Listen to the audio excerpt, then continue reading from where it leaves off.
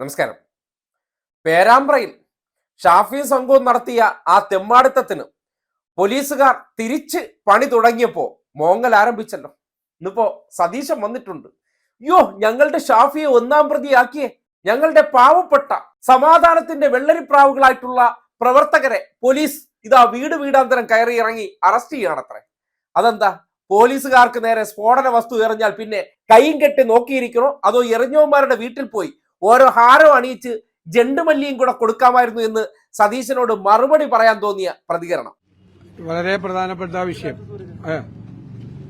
പറയാനുള്ളത്, പേരാമ്പ്രയിൽ ഷാഫി പറമ്പിൽ എംപിക്ക് മർദ്ദനമേറ്റതിനു ശേഷം പോലീസ് ഒരു കള്ള സ്ഫോടന കേസുണ്ടാക്കി കോൺഗ്രസ് പ്രവർത്തകരെയും നേതാക്കന്മാരെയും വേട്ടയാടുകയാണ്. ഒരാവശ്യമില്ലാതെയാണ് പോലീസ് തല്ലിയതെന്ന് SP പോലും അറിയാതെ സമ്മതിച്ച കേസിൽ ഒരു കള്ളക്കേസാണ്. കോൺഗ്രസ് പ്രവർത്തകർ സ്ഫോടക വസ്തു എറിഞ്ഞ് അങ്ങനെ ഒരു സംഭവമില്ല, കെട്ടിച്ചമച്ച കേസാണ്. അതിൽ ഷാഫി പറമ്പിലിനെ ഒന്നാം പ്രതിയാക്കി കോൺഗ്രസ് നേതാക്കന്മാരെ പ്രതിയാക്കി വാദി പ്രതിയാകുന്ന സ്ഥിതിയാണ്.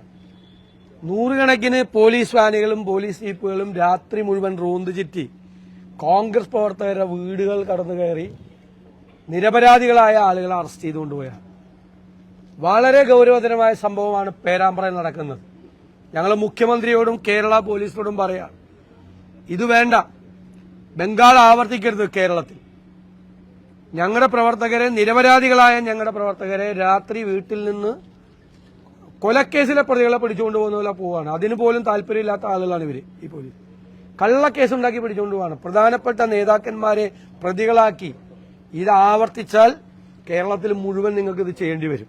ഇത് കേരളം മുഴുവൻ ഇതുപോലെ ആകേണ്ടി വരും നിങ്ങൾ. അതുകൊണ്ട് പോലീസിനോടും പോലീസിലെ ഉന്നതരായ ഉദ്യോഗസ്ഥരോടും ഞങ്ങൾ ഓർമ്മപ്പെടുത്തുകയാണ്, ഈ പരിപാടി നിർത്തണം. ഇല്ലെങ്കിൽ ഞങ്ങൾ വരും അങ്ങോട്ട്. നിങ്ങളൊക്കെ ഇരിക്കുന്ന സ്ഥലത്തേക്ക് ഞങ്ങൾ വരും.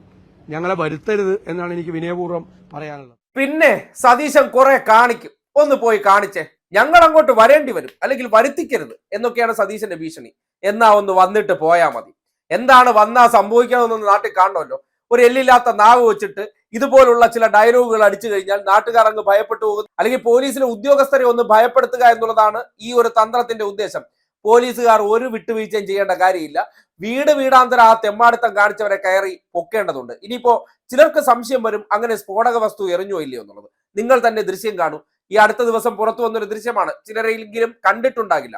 അവർക്ക് വേണ്ടിയാണ്. അതായത് ആ പ്രതിഷേധം നടക്കുന്നതിനിടയിൽ ചിലർ കല്ലുവാരി എറിയുന്നു, പോലീസുകാർക്ക് നേരെ കമ്പോങ്ങി അടിക്കുന്നു. ഏത് കൊടികെട്ടിയ കമ്പ്, നല്ല നീളമുള്ള വടി കൊണ്ടുവന്നതിന് ശേഷം അത് ഉപയോഗപ്പെടുത്തി പോലീസുകാരെ അടിക്കുന്നതിനിടയിലാണ് ഈ ക്രൗഡിനിടയിൽ നിന്ന് ഒരു സ്ഫോടക വസ്തു നേരെ വന്ന് പോലീസുകാരുടെ മുന്നിൽ വീണ് പൊട്ടുന്നത്. നോക്കിയേ.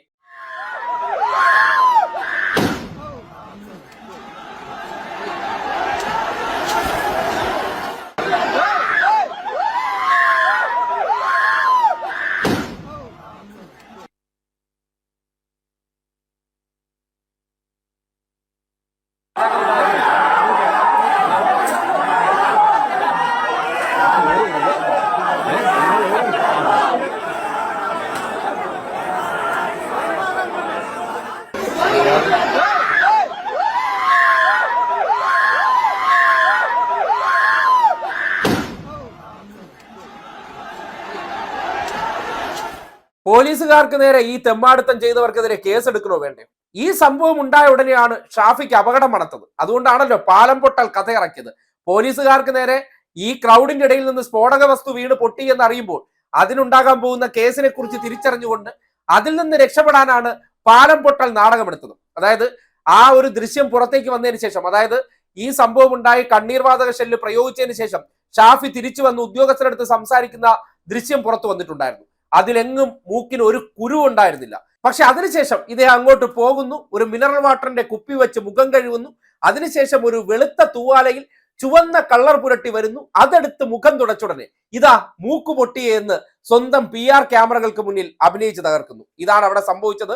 അതിനുശേഷം ബേബി മെമ്മോറിയൽ ഹോസ്പിറ്റൽ, അത് തന്നെ ആലോചിക്കുക, പേരാമ്പ്രയിൽ നിന്ന് 48 കിലോമീറ്റർ, അതായത് 50 കിലോമീറ്ററോളം ഓടി കോഴിക്കോടുള്ള ഹോസ്പിറ്റലിലേക്ക് ഇദ്ദേഹത്തെ കൊണ്ടുപോയി എന്ന് പറഞ്ഞാൽ എന്തുകൊണ്ട് സമീപ പ്രദേശത്തുള്ള ഏതെങ്കിലും സർക്കാർ ആശുപത്രിയിൽ കയറാതെ അങ്ങ് സ്വകാര്യ ആശുപത്രിയിൽ പോയി എന്നിടത്ത് തന്നെ ഇവരുടെ ആ നാടകം പൊളിയുന്നുണ്ട്. കാര്യം ഈ പാലം പൊട്ടി എന്ന കഥ ഉണ്ടാക്കണമെന്നുണ്ടെങ്കിൽ സ്വകാര്യ ആശുപത്രിയിലെ ഡോക്ടർമാർക്ക് അല്ലെങ്കിൽ മാനേജ്മെന്റിന് കൂടുതൽ പണം അടച്ചു കൊടുത്ത് അവരെ കൊണ്ടൊരു റിപ്പോർട്ട് ഉണ്ടാക്കിക്കുന്നതാണ്.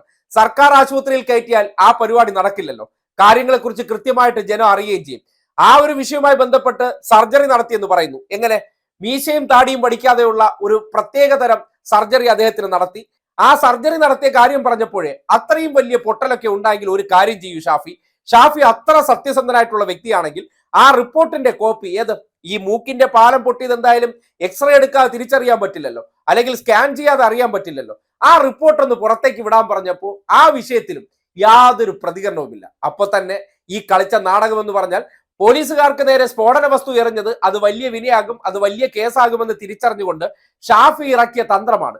തനിക്ക് നേരെ കേസ് വന്നാൽ അതിൽ നിന്ന് ഊരിപ്പോകാനും അല്ലെങ്കിൽ പോലീസുകാർ അതിന് തുനിയാതിരിക്കാൻ വേണ്ടിയാണ് MP എന്ന പ്രിവിലേജ് ഉപയോഗപ്പെടുത്തിക്കൊണ്ട് ഉദ്യോഗസ്ഥന്മാരെ ഒന്ന് ഭീഷണിപ്പെടുത്താൻ വേണ്ടി അദ്ദേഹം തന്ത്രമിറക്കിയത്.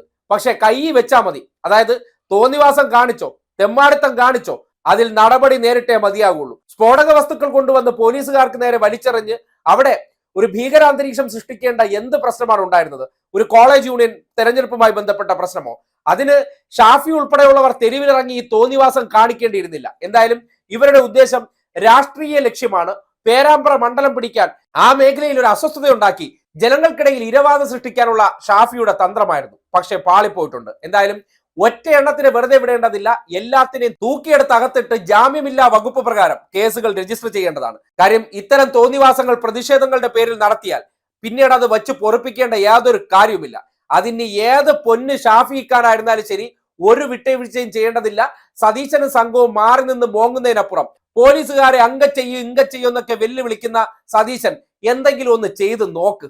അപ്പോ ബാക്കിയുള്ള കാര്യം മനസ്സിലാക്കി തരാം.